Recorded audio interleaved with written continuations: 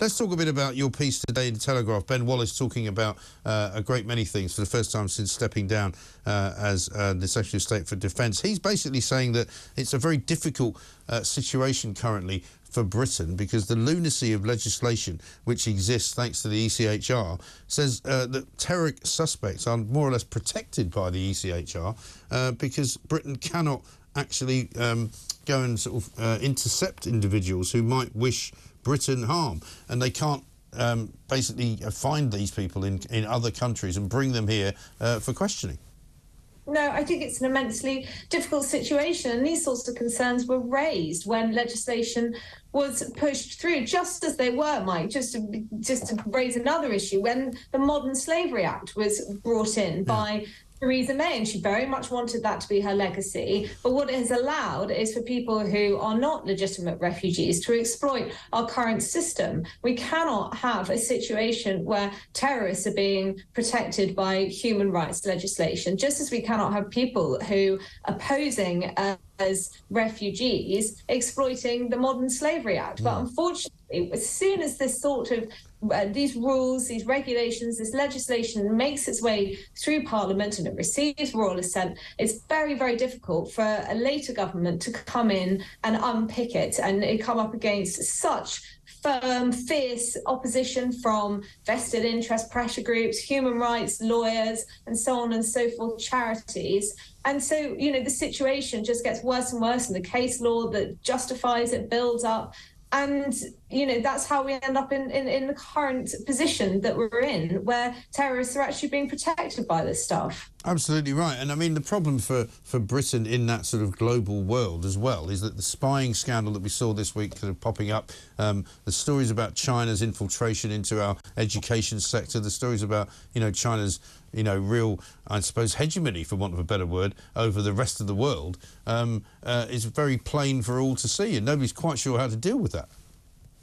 No, that's right. I think the problem with China really was that from the 1990s, the hope was that by opening our economy to China, by bringing in, you know, opening up our markets, that reforms of a non-economic type in the country would follow. And of course, that hasn't happened. And meanwhile, businesses have become very intertwined. You know, in China, their operations have become very intertwined. It's Chinese influence that infiltrates all layers of the British economy, and it's so hard to unpick that. And we're so dependent on China in so many ways when it comes to exports and particularly imports. Some businesses benefiting from cheaper Chinese labour, for instance. And the government hasn't really set out its position on this. And clearly, you know, as we've seen in the last few days, it's a thorny issue for the Conservative Party, which is split between, you know, those who are more hawkish towards China and those who are more dovish. And Rishi Sunak, at the helm of the party, doesn't seem to have really picked a side. But ultimately, it's all very well talking about, well, previously it was decoupling from China, now it's de-risking from China. But in order to do so would be very economically damaging. So politicians are going to have to be honest with the public about that.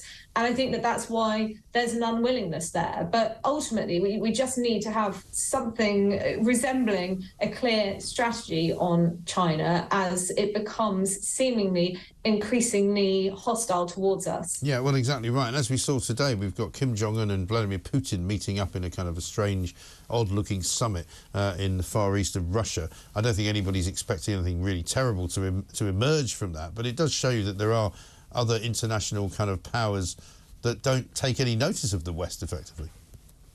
Yes, I think that's reinforcing what, you know, you might call the axis of evil. Putin, Kim Jong-un forming this alliance, possibly doing so really to show China that it ought to go into a more formal partnership with those countries. Of course, you know, China equivocated on your war in Ukraine. It's China, well, certainly it started this year to perhaps position itself as some kind of peace broker, but that hasn't progressed very far. But it'll be interesting actually to see what this alliance, the impact it has on Russia and the impact that it has on Vladimir Putin, because initially, I think superficially, it looks as though it's strengthening, bolstering his position. But actually, I wonder whether it's a relationship he will come to regret.